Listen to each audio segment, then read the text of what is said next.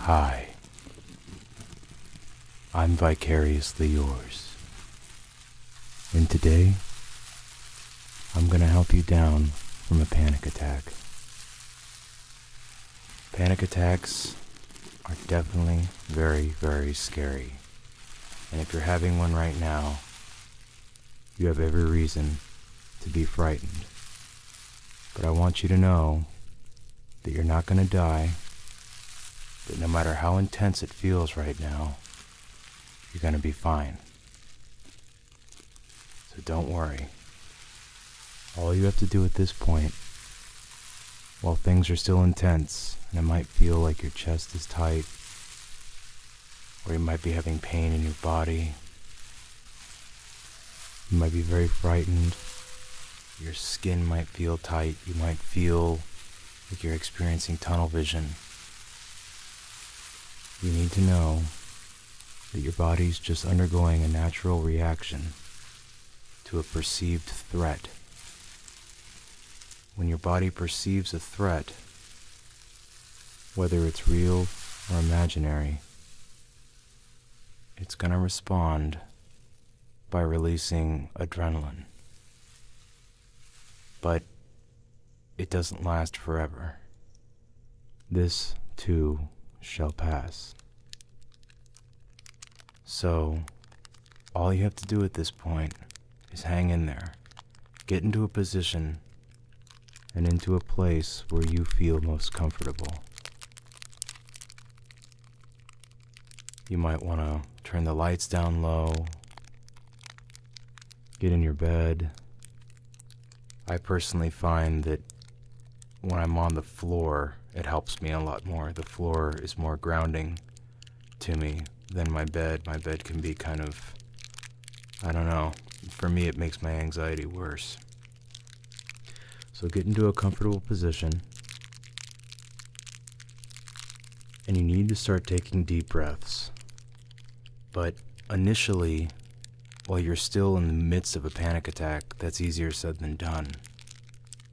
So what you want to do is take increasingly longer breaths.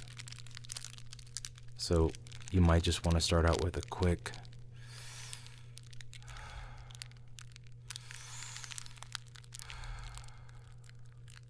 one of the key things is you want to start making your out breaths longer than your in breaths.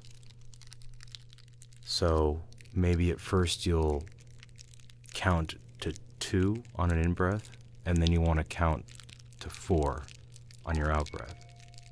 So do it like this. Breathe in, 1, 2. Breathe out, 1, 2, 3, 4. Again. Breathe in, 1, 2. Breathe out, 1, 2, 3, 4.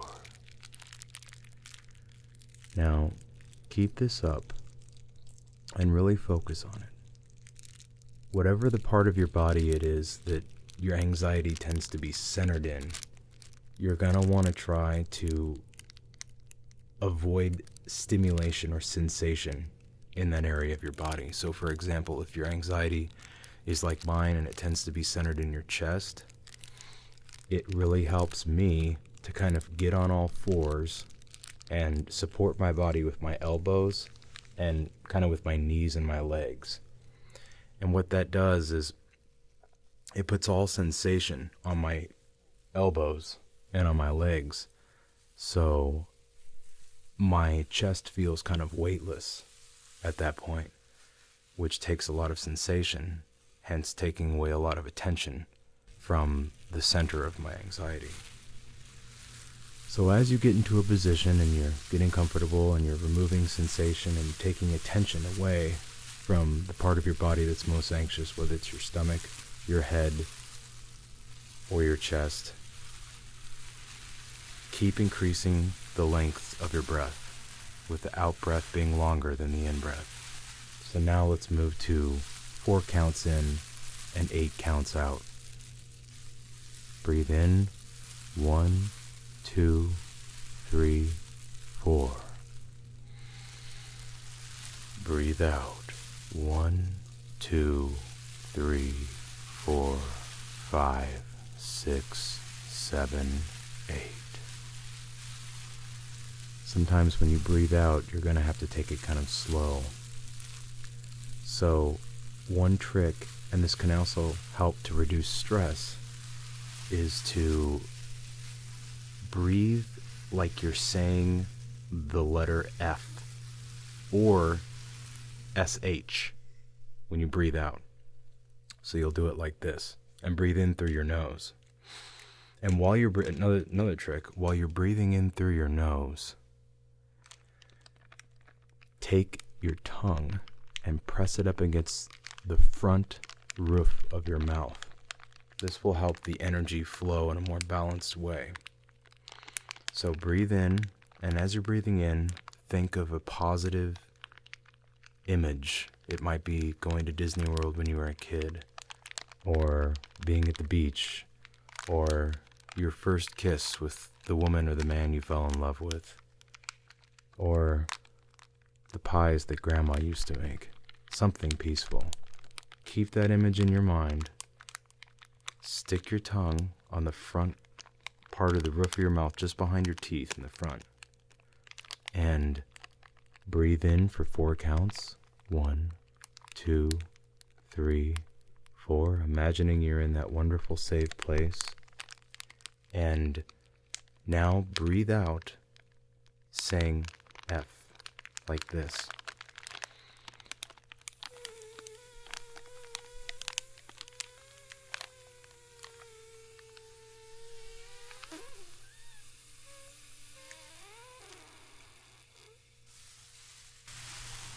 Kind of like you're filled with anxiety and stress and you're just saying,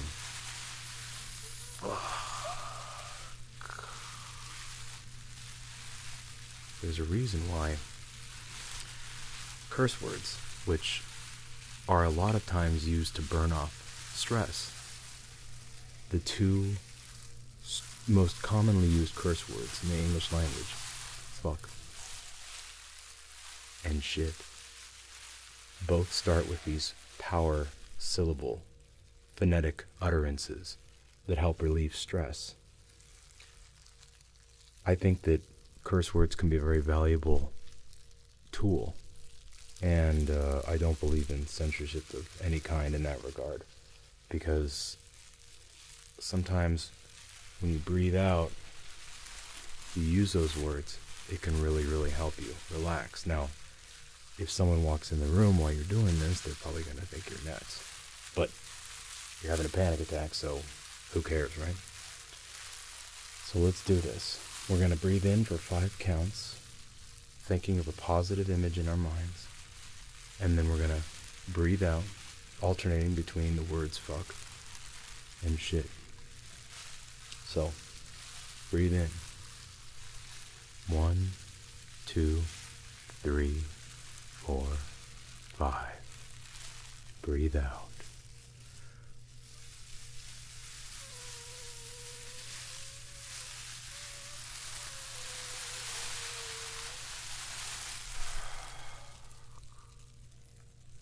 Breathe in. 1, 2, 3, 4, 5. And breathe out.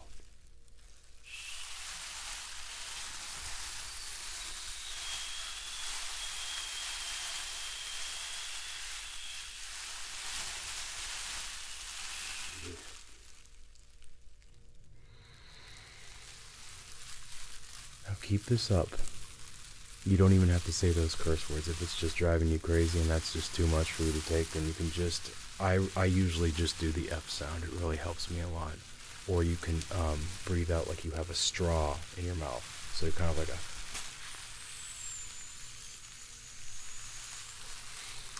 I'm not exactly sure how this works, but somehow it relieves the tension in your body. So, hopefully by this point you've kind of calmed down a little bit and your heart rate might have lowered and you could be more relaxed. One of the things I do first when I start to get relaxed is I take a good drink of water, like a cup of water. If I can get down 2 cups, I can do it. It's amazing how many problems can be solved by just drinking water. Headaches, a lot of anxiety sometimes. Sometimes it just comes down to you might just be dehydrated, even though you feel like you've had plenty of water for the day. So maybe grab a glass of water now and take it slow. And you're going to be okay. You have to remember and think about other times you've had panic attacks or anxiety. And you'll know that no matter how frightening they were and how intense they were, here you are today.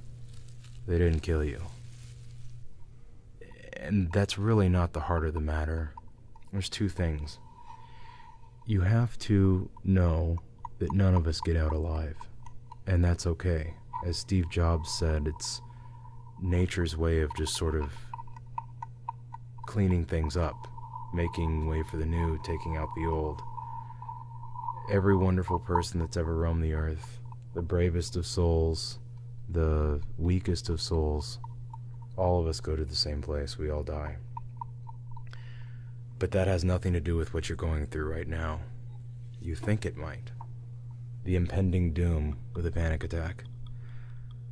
That you might die or that something worse might happen. But you really don't need to worry about that. That's not at all what's at hand here. What's at hand is your body is having a chemical reaction to a certain physical stimulation, such as a tightness in your chest, or a strange headache, or a feeling of weakness or faintness or lightheadedness, or a fast heart rate. And then your mind and body physiologically responds to this stimulation by thinking that you need to run or that you need to protect yourself. So you get a rush of adrenaline, and things can get very intense at that point. But it has nothing to do with your dying. That's not what's happening. So just throw that out. Accept the fact we all die. You can get hit by a bus tomorrow. You can live to be 105. There's people that die at age 30, and there's people that live to be 105 and smoke their whole lives. Sometimes it's just luck of the draw. You don't need to worry about that right now. Death is a privilege. We all get to die. You don't need to worry about that. That has nothing to do with what's going on right now. Your only job right now is to focus on your breathing and try to relax and let this thing just run its course. It's actually a wonderful thing, the reaction you have to a perceived threat, because while it's not very useful in your bedroom or in public or on a bus or in your car on the highway in rush hour traffic, it's very useful if you were being chased by someone who is being very violent, or all of a sudden you were standing in the road and a bus started coming towards you and you need that quick energy to jump out of the way really fast. It's in those moments that this thing we call anxiety is actually our friend and really helps us out, because it gives us the extra pump of kind of stimulating chemicals so that we can act quick and move out of the way of the bus, or run from the animal who's chasing us, or get away. So you have to remember that reaction in and of itself is your friend. All that's happened is it's misunderstanding a series of stimulations it's getting, which could be any number of things. It could be that you might have a slight inflammation problem. Maybe you're slightly allergic to a food, alcohol, and you just had a little bit too much bread, a little bit too much sugar, and your body kind of becomes a little inflamed, which then causes you to have a funny sensation. You perceive it as a threat, and boom, panic attack. Panic attack runs its course after about 15 minutes, and then you might just be left feeling tired, or just have some general weakness, or just relieved that it's over, and before you know it, you're going to be back to normal. So thanks for watching this video. This is my first video on this channel, and I'm testing my new video and audio setup, so bear with me. I know I talked a lot, and maybe it wasn't quite as relaxing. Hopefully it helped you out. I've had a gazillion panic attacks and anxiety attacks, so my heart goes out to you. I know what it's like. It can be kind of rough, but here I am. So, yeah, subscribe if you like what you see. Send me a private message. Let's be friends. Whatever.